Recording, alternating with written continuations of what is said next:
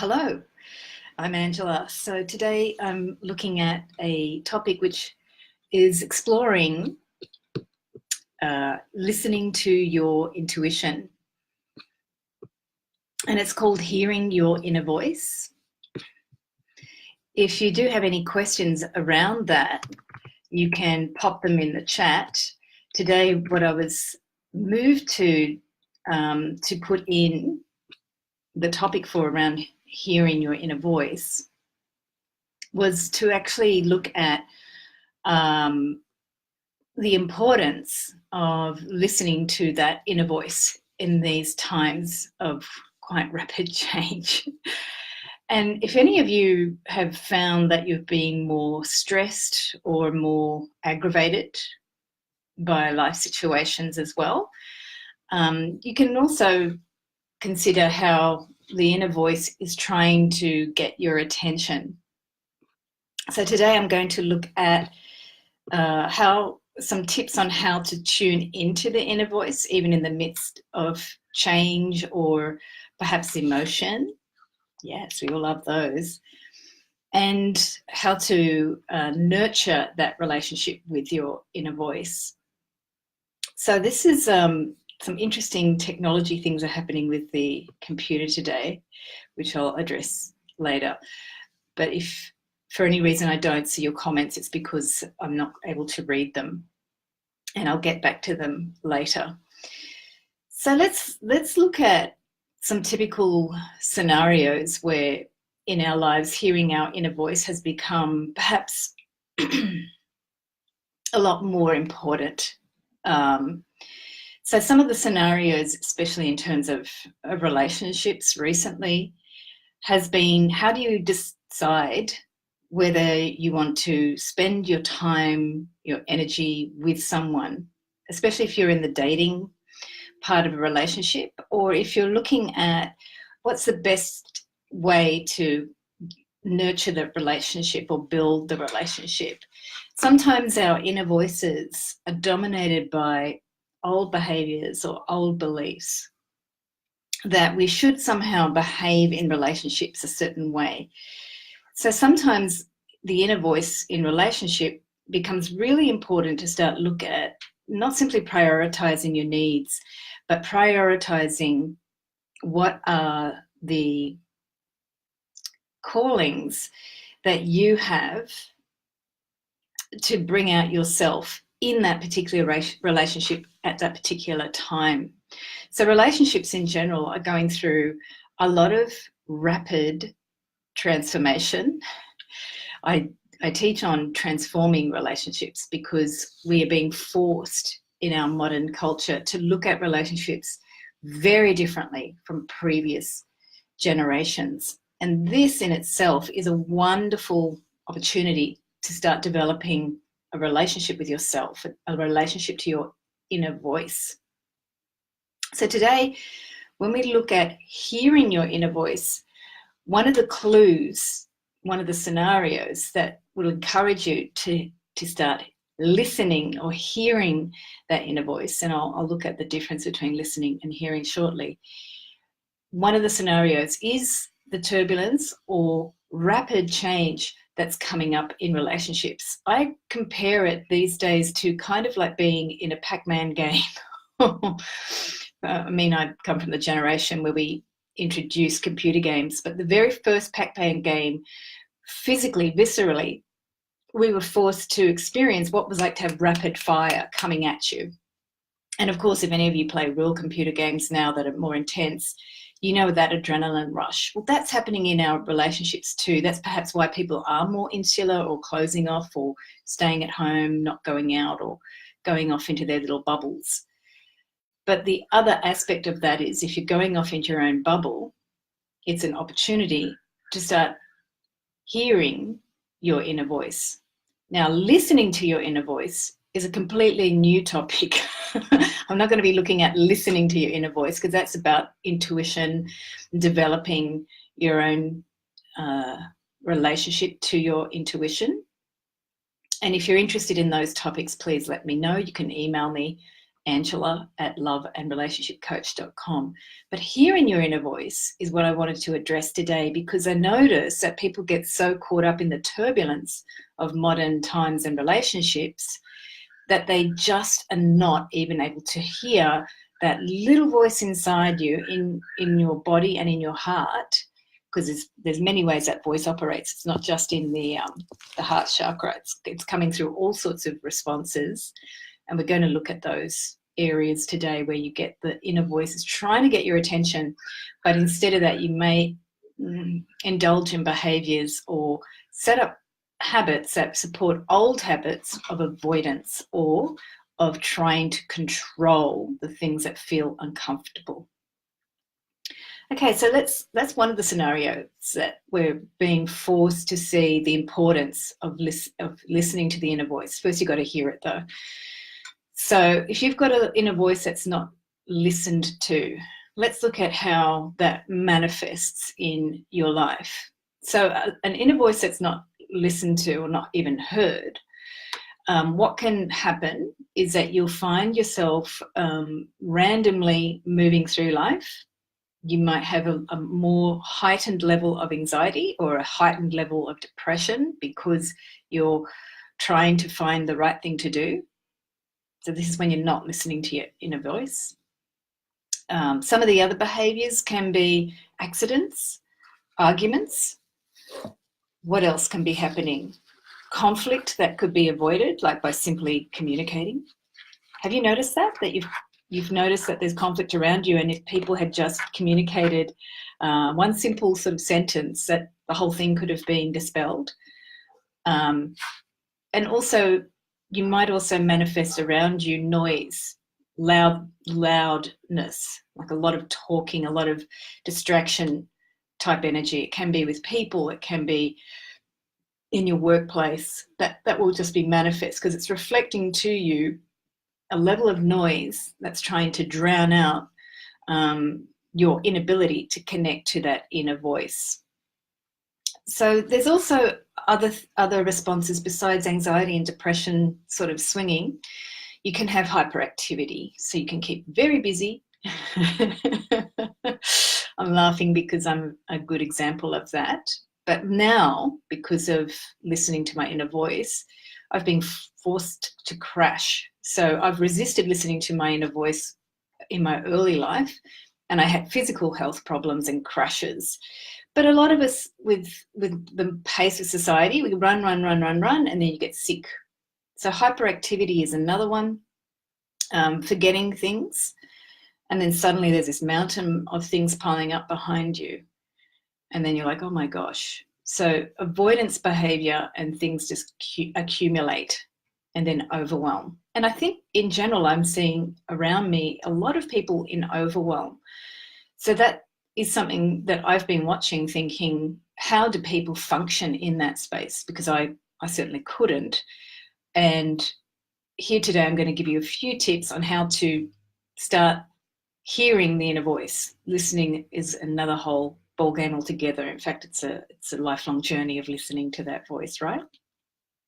So if you find yourself in busyness or in reclusiveness, like I just got to shut the world out, that's a pretty good scenario, sign that the inner voice isn't being heard, and it could be quietly screaming, waiting for you to hear it. But there could be panic or uncertainty about what to do. So let's give a few ground rules around what to do just to start hearing the voice, because all you need to start to give yourself is a simple opportunity. The more simple, the more easy in a fast-paced life you can start to implement change. And so today, if I can share anything with you, if you ever experience hyperactivity and go into overwhelm, the first thing to do is ask yourself, what is the simplest thing you could do now to help yourself? There's a couple of other things I ask as well, but just focusing on what is the simplest thing to do to help yourself. If you go into anxiety and depression sort of areas, then the thing to start to explore is, again, what is the simplest thing I can do to help myself? And just allowing yourself a space or a time to ask that question.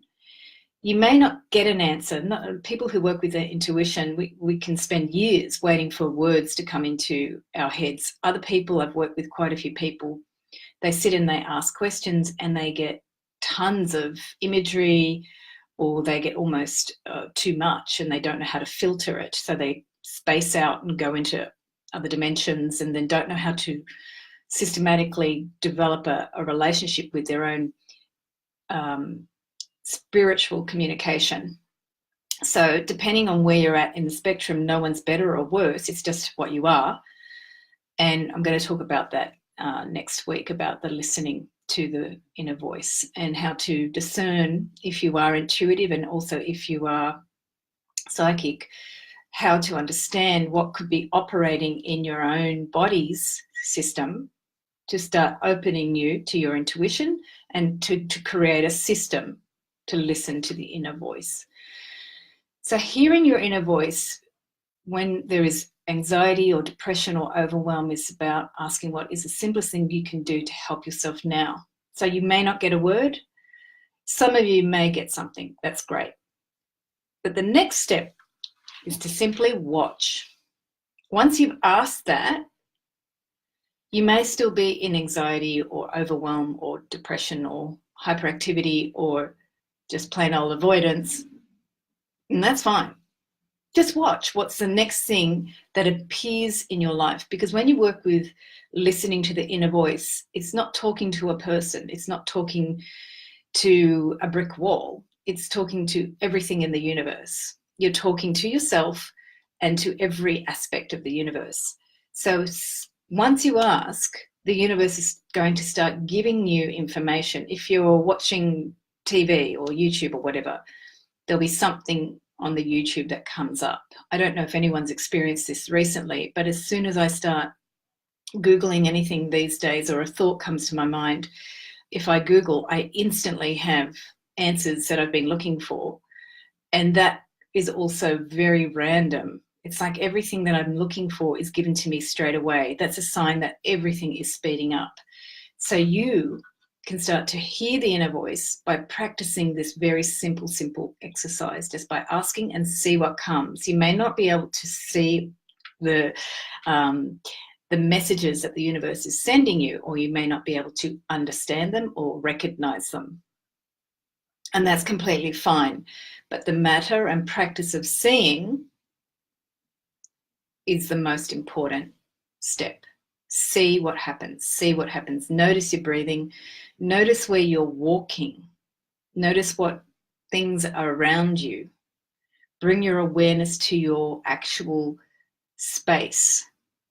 If you like images, you can imagine that you're in the Matrix, the movie, and you're watching yourself, following yourself through this movie after asking that question. And of course, you can always journal, because that will give you something more concrete to externalize it. I know a lot of people say these days they don't like journaling. So put it on your phone, take a photo of something. Of course, writing is always much more primal and able to get you to experience your own messages. If you're asking for things and learning to listen to that inner voice, and you're not watching the process of what comes to you when you ask, you're not going to build your ability to hear the inner voice. So hearing the inner voice is so powerful for starting to build a relationship to the inner voice. We don't have to all be incredible wisdom channelers or intuitives or psychics in one day. The whole process of becoming a healer or someone who listens to your inner voice or someone who develops a sense of your center in a very fast changing world is to be like in a computer game and be able to respond quickly to stimulus in your environment. That means if you're responding quickly to the stimulus, you also need to engage an observer that starts to see what stimulus is being given to you when you input a certain action or intent in the game. So it becomes much more playful then. And for example, if you're in states of anxiety or depression, it's very hard to get out of strong emotional energies. So to start seeing yourself as playing with that energy gives you agency. It can be very overwhelming with these emotions, but just allowing yourself to still have the emotion and play. Doesn't matter what you feel, you can still engage. And that's been the most important thing. Depression and those strong, heavy emotions don't leave quickly. So you need to engage in a way that just allows that heaviness to be there, and then just see what happens. It's a process that you're just exploring and playing with, and seeing when you ask, what is the simplest thing I can do to help me now? So let's just finish with reviewing.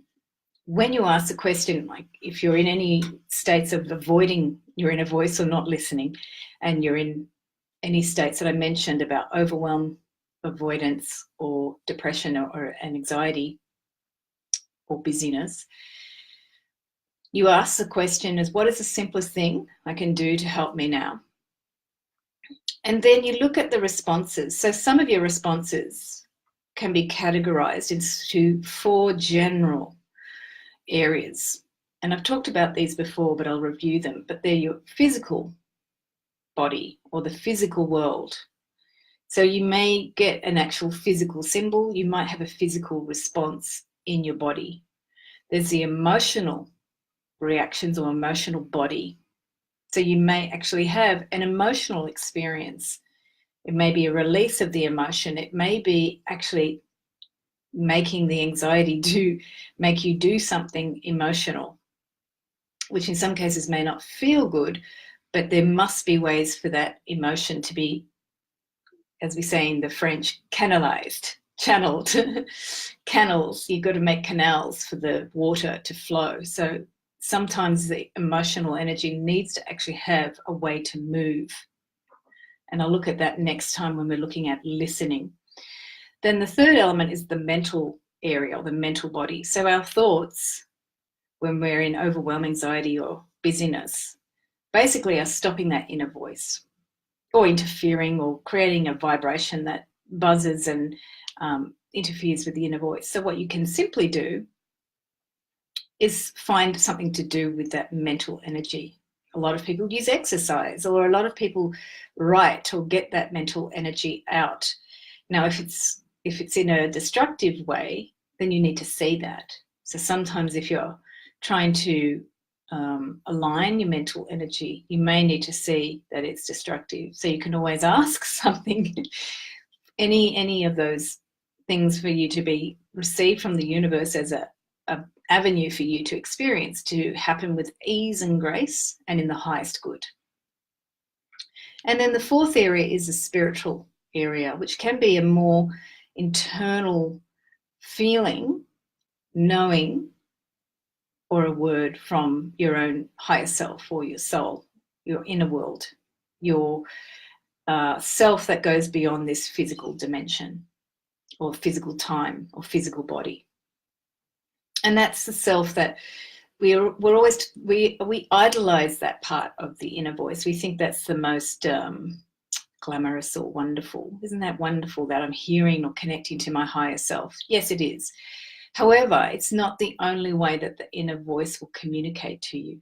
So if your physical body has sensations, that's communication. If your emotions have experiences, that's communication from the inner voice. And if the mental thoughts are going around in circles or doing things, that's a communication from the inner voice as well. The higher self is always using the mental, emotional, and physical body to communicate to you. And it's actually what happens with intuition and listening. It's that dance between the higher self and the physical body and the mental and emotional energies that starts to build your use of the higher self's inner voice.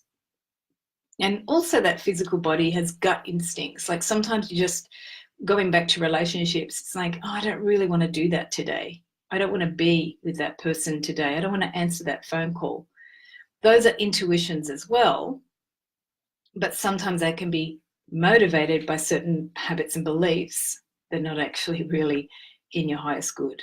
So we need to develop a relationship with the inner voice, to understand how to use that information when you get a gut feeling. So that's the first video I wanted to share on hearing your inner voice.